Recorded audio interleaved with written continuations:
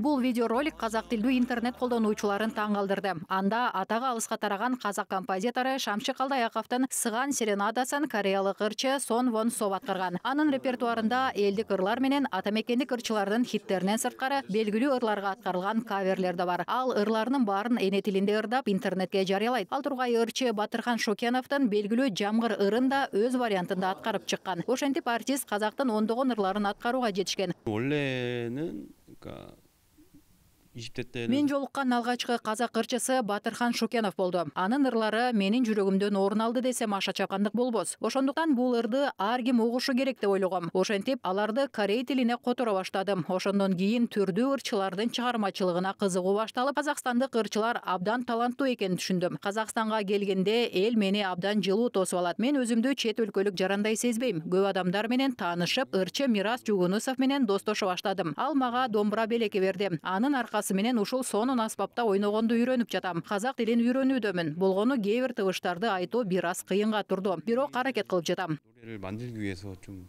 잔잔한 걸 막 하는 것 같아요. 막 너무 막 북치다 치치치 이런 거는 제가 좀 부르기도 힘들고 좀 잔잔하게 하는 거 이해돼요?